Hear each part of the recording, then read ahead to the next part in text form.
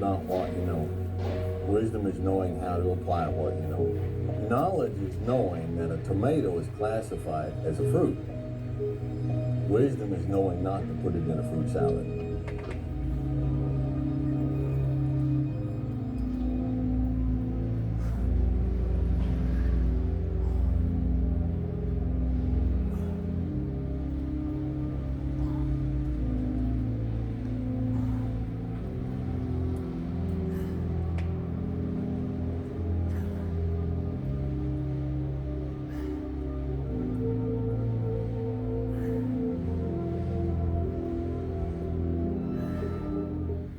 Travel with us to London. Let's get our tickets. No, don't faff around with that.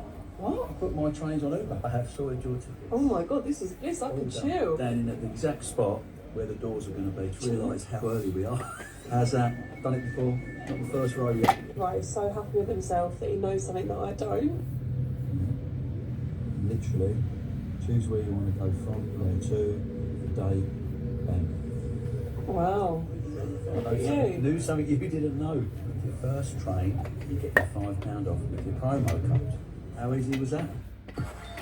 A Domino's for just $8.99? No, really. $8.99. I'll have some of that. Collection perfection. Order now.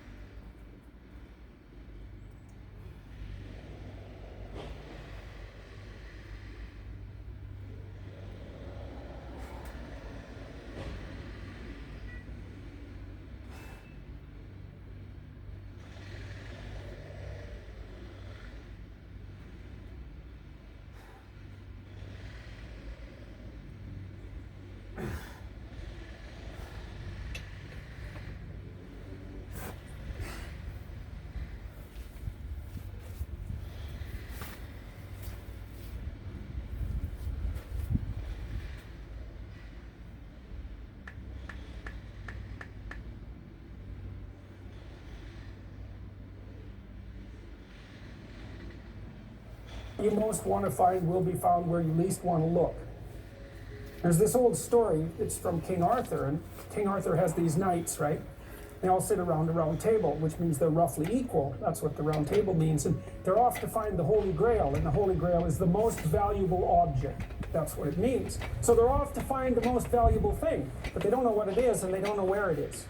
But they know that there's a most valuable thing, so in some sense it's akin to them orienting themselves by the star.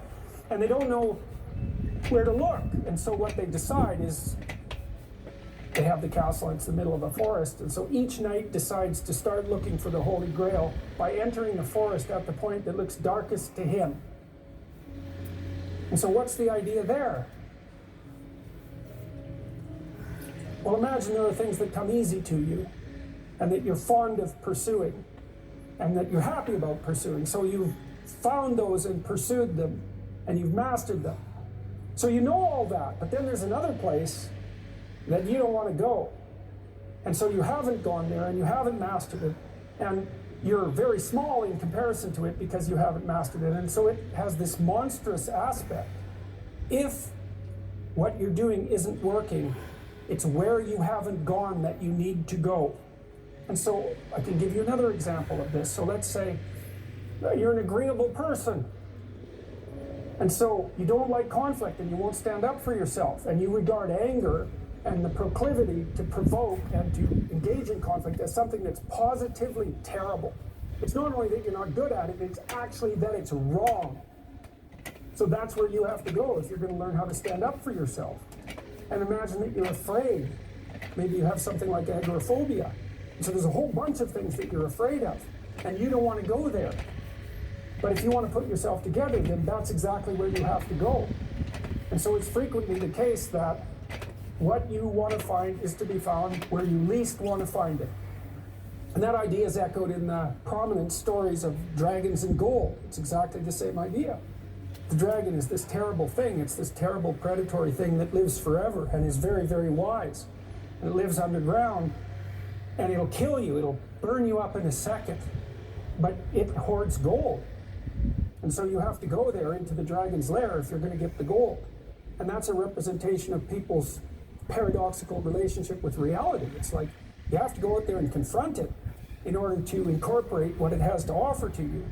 But the probability that that's going to be intensely dangerous and push you right to the limit, first of all, those are actually the same thing. If it didn't push you to the limit, you wouldn't gain anything valuable from it. So you don't get one without the other. You don't get the gold without the dragon. That's a very strange, very, very strange idea. But it seems to be accurate. So all of that's lurking underneath this, in this imagery of the whale. Now, the whale, you can think of the story of Jonah. What happens with Jonah is that, roughly speaking, he's a prophet, and God tells him that he has to go to this city and straighten it out because